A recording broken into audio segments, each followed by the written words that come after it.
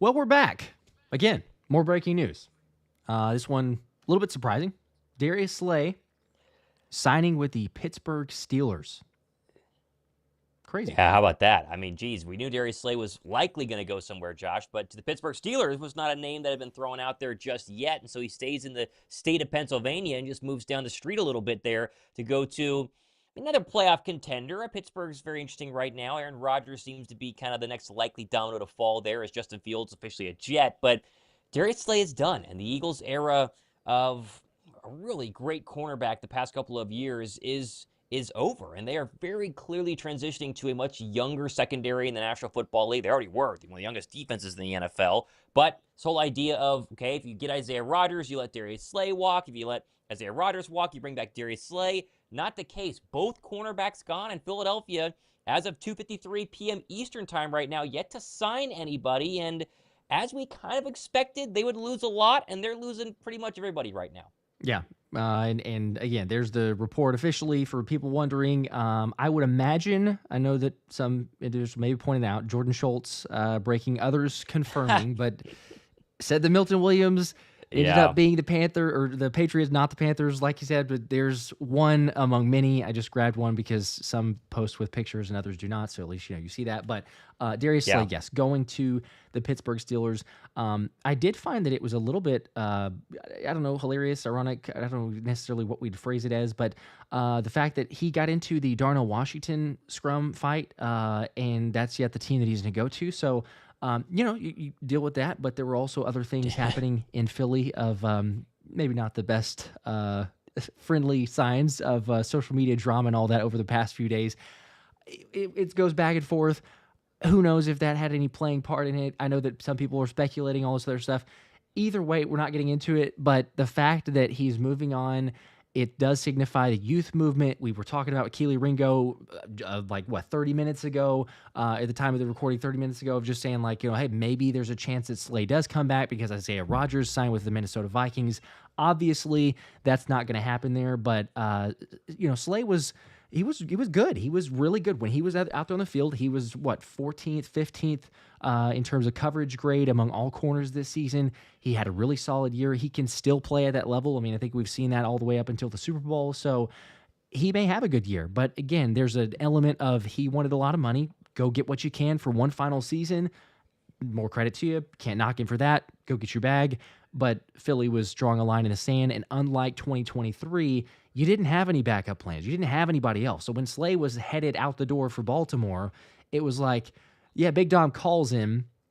And I know the joke of the story is Big Dom called him and he convinced him to go. It was Big Dom called him, but it's also the contract matched it. The contract was worth it for him to return because Philly needed it. This season, they don't. They have, as everyone knows, they have Quinion Mitchell, Cooper DeJean, Kelee Ringo, who they feel very highly about. Christian Parker's spoken about him. So, yeah, it's an ultimate move on the era from Slay, but he did help the Eagles. And no matter, I've been very critical of Slay, but no matter how you feel about Slay, his performance on the field, I'll say nothing else about anything else, but the performance on the field definitely helped the Eagles win a Super Bowl. So congratulations, Slay got his bag. Over to Pittsburgh. Well, you're talking about the play on the field. I'll talk about off the football field. And last week wasn't a good look overall in terms of going on the podcast and seemingly ripping C.J. Gardner-Johnson, and then they went back and forth on Twitter. I think a lot of Eagle fans are going to be at peace with this move. Now, if you would have brought back Darius Slay, all we would have talked about was, well, he was great last year, and so bring him back for one final season. Let's pray Father Time doesn't catch up to him. But with him being gone, we can all kind of admit what a lot of Eagle fans felt throughout the course of this season.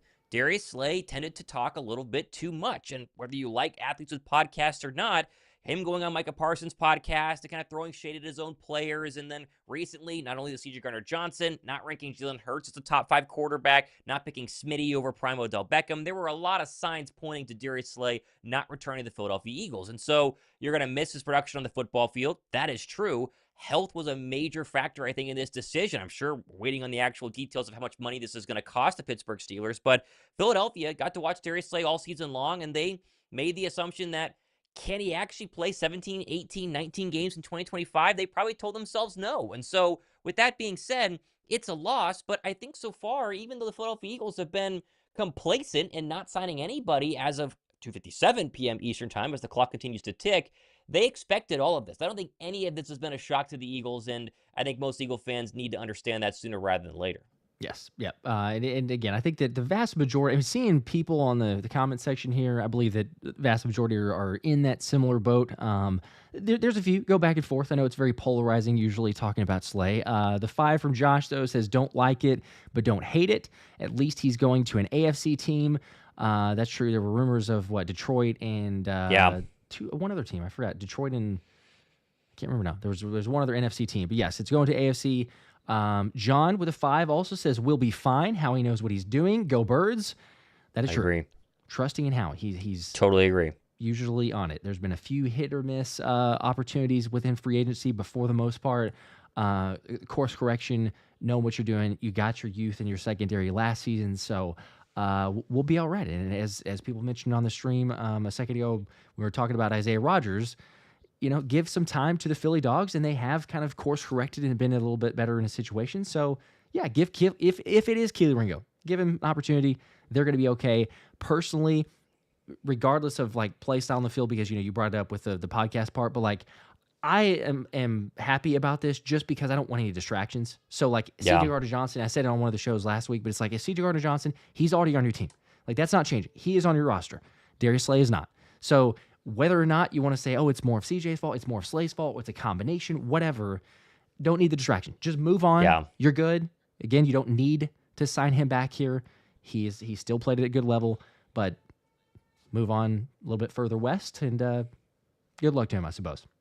And I think we got to keep reiterating that this is very clearly a 2023 type offseason. Philadelphia, fresh off a Super Bowl in 2022, they go into 2023. And it was a couple of moves later on, not necessarily right as free agent hit. Remember, Terrell Edmonds was one of those safety signings. You need a little depth there. Nicholas Morrow, Marcus Mariota. And then eventually they were Greedy Williams. A lot of really cheap contracts on people who had been other places with the hope that maybe they can turn into something. And I think you're going to see a lot of that over the coming days. Will Philadelphia make a move today? We're hoping for Mekhi Becton. That still seems to be in play. There's been zero reports on any other teams talking to him right now, and I'm sure his agent is doing that. But I think you just got to understand where the Eagles are at. 2022, they lost key players, but they knew they were going to be able to have a very good draft, and they felt very confident after the 2022 season that they could turn things around. It felt like coaching and lack of leadership that sunk that football team. They were still great, through 12, 13 games, beat the Bills, beat the Chiefs. And I think the Eagles are banking on the fact that they have the coaching in place now. They have the young talent and leadership that they want, and they don't want to go out and blow the checkbook wide open in order to go get some overpriced free agent. And this has been kind of the MO of the Philadelphia Eagles. Now, go back to last season, they spent a little bit more money, but even a Saquon Barkley contract of $13 million a year at the time was not breaking the bank. So this is kind of par for the course over the past couple of seasons with Howie Roseman, and something will happen. They will spend some money. I just think it's going to take a little bit longer than people want. And again, when it comes down to Darius Slay, Josh, everything he did, appreciate it. He got the contract. It's exactly what I've always wanted him to do, be a Super Bowl champion in Philadelphia, but now he gets his final deal, and hopefully he plays well with the Steelers, and he goes to the AFC. So if he balls out and it's an all-pro and gets 6.5 picks, or not a half picks, 6, 7 picks, it won't really matter. Yeah, he'll be fine. You're not going to play him as much, or not as relevancy within the NFC like we've been mentioning. So, and I know lots of people continual like Mekhi Becton, get that deal. What's happened with Josh Sweat? Seeing the comments.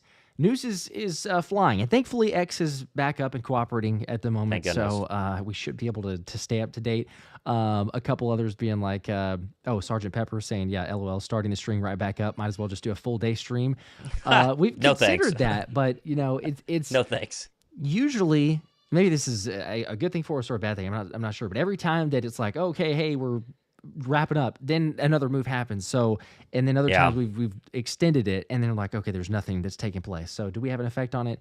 Probably not. But that's usually how it goes. But it also makes it little bite-sized. Just kind of, okay, hey, what's the reaction to this move? What's the reaction to that move? We still have the regular Wednesday link, which is a little bit more long form, but yeah, just hopping on for the big moves and keeping everyone up to date. Eagle One, I hate this time of year. They become family, then get picked off. Good luck, Slay. There you go. Yeah. See, we could absolutely say good luck, Slay, and wish you well. Yeah, there's guys that move on.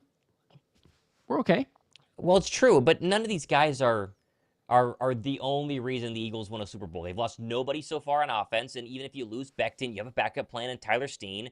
And defensively, you've lost a backup cornerback who a lot of us wanted to have the opportunity to start, but obviously you don't want to pay him $8 million a year. That's the Eagles' decision. You lose a starting cornerback who's 34 years old, has run his mouth a little bit too much in some Eagle fans' mind, at least, on his podcast, inside the locker room, whatever it may say, and probably got overpaid waiting on the contract details from the Steelers. And you lose Milton Williams, so you were always going to lose, right? And we all thought it would be $20, $21, $22 million a year. The Patriots gave him $26 million a year. He's the third highest paid defensive tackle in the NFL now, Josh. Like, these are all... This is how NFL free agency works. People get way overvalued contracts. Very rarely do they actually live up to it, like a Saquon Barkley did. I think Bryce Huff last year got $17 million. It looks like an absolute bust. And I think the Eagles, in this grand turnover that is Howie Roseman, who once spent a lot in free agency, is now focusing more on the NFL draft and also realizes he has two aces in his back pocket in the current Eagles roster and guys that are signed through 2028. Yeah.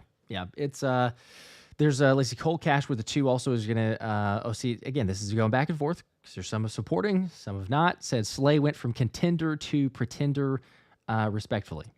Probably so, but he probably got more money. So that's probably the factor there. And a lot of these guys get their ring, and once you get that one ring, then it's like, okay, I'm going to go get one final $8 million, $9 million, $10 million a year contract. Peace out. See ya if you're Darius Slay and older. Mm-hmm. Or if you're Milton Williams, you're going to go get your one big contract, 4-year, $26 million a year. The same likely happening with Josh Sweat.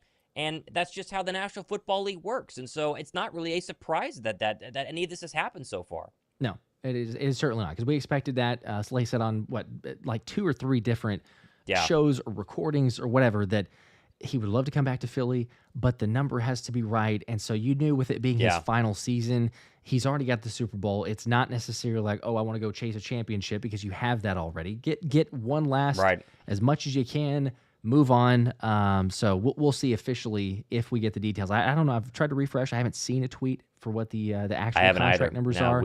We don't know. Okay. It's always interesting, though, because sometimes we get them very quickly, which is, like Isaiah Rodgers was announced he's signing and the whole deal. Like, it was everything. So the 2 years, $15 million with Minnesota. Have not seen anything for that.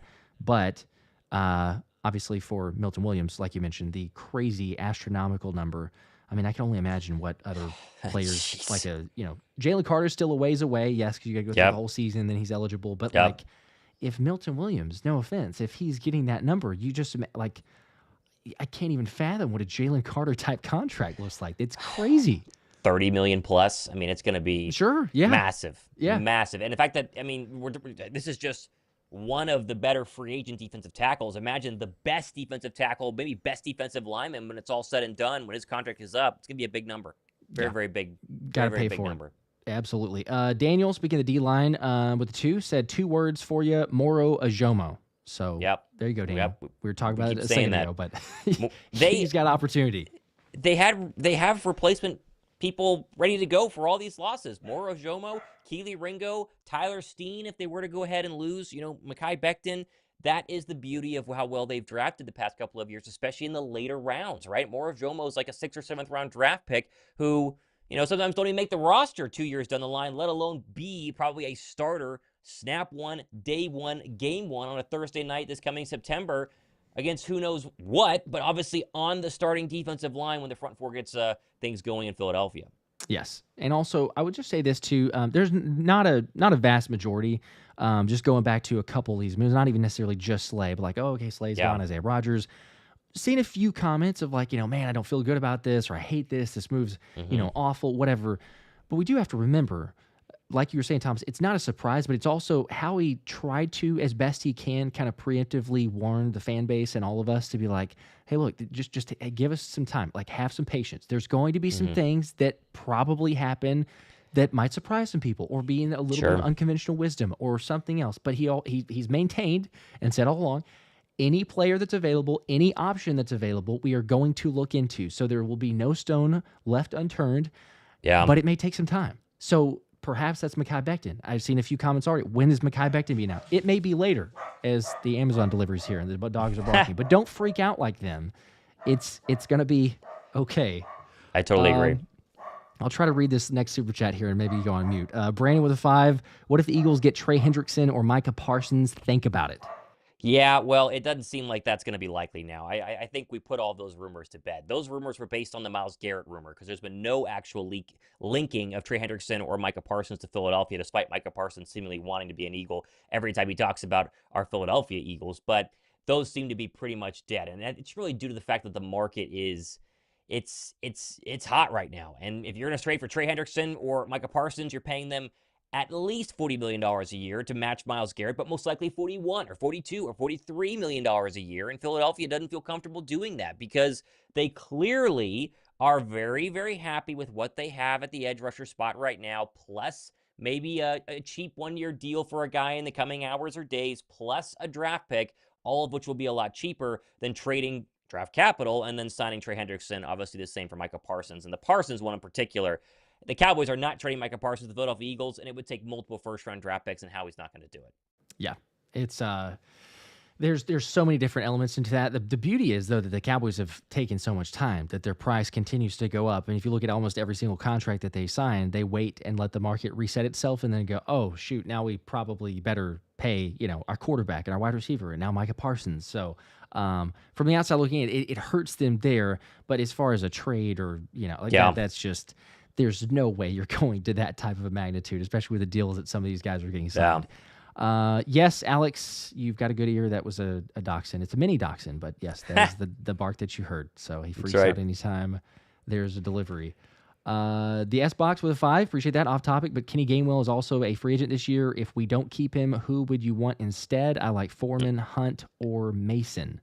Yeah, I don't mind either of those. I do think that they like Will Shipley. I think that that's very, very,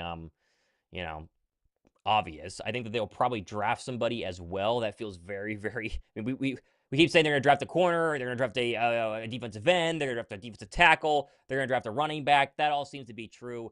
I wouldn't be shocked, though, if Kenny Gainwell decides to come back. Not a bad spot to be. I know Saquon obviously dominates the overall carries, but if Saquon, knock on wood, were to have an injury, then the number 2 back gets to be the feature back behind the best offensive line in football, and then maybe you make more money because you were able to prove yourself on, in a more starting capacity. So I wouldn't rule that out as well because we know a backup running back in the NFL is a pretty cheap commodity, and so not having to break the bank to bring back Kenny Gainwell is still probably on the books or in the cards right now. I was thinking that possible, but then did you see the Samaje Perine deal? Yeah, the Bucks that one, I don't know, 3 years, $22 million. I feels like Kenny Gainwell could get more than that potentially. Maybe. There's never, we never say no. And he might want to be returned to Philly, but there's also a possibility I'm seeing if Kenny's got a chance to go, and even if it's kind of a 50-50 split in some sort of backfield, maybe not necessarily the number 1, but a lot more carries and opportunity there. I could see him where, okay, hey, I go get an opportunity, get close to 8-9 million a year. I mean, running back market's odd because no one's going to pay anybody, and then all of a sudden now you're going to pay $7-8 million a year for a guy that is, just kind of a consummate backup. So, I don't know, not impossible, but we'll see. Yep. Okay. Did we just get some more news? I think we did. No. Someone just said. What did they say? Oh, Josh Sweat to the Cardinals. Is that official? Did we get that official? Is that official? I have not seen that yet. I'm refreshing this. Why is someone saying Josh Sweat? The Cardinals would like Josh Sweat, but there it is. Adam Schefter's got it. $76 million 4-year deal. Josh Sweat. Okay. Big one. Wow. Big one. It is official. Okay, so as we normally do, because these are bite-sized recaps and everything, this one is for Slay, so we're going to wrap here. We'll jump back on here in just a split second, cover the Josh Sweat news, the deal, hopefully gather some other info, official part, and look at the draft compensatory picks and everything else. So stay tuned. We'll be right back with that stream. See you guys in a bit. Go Birds.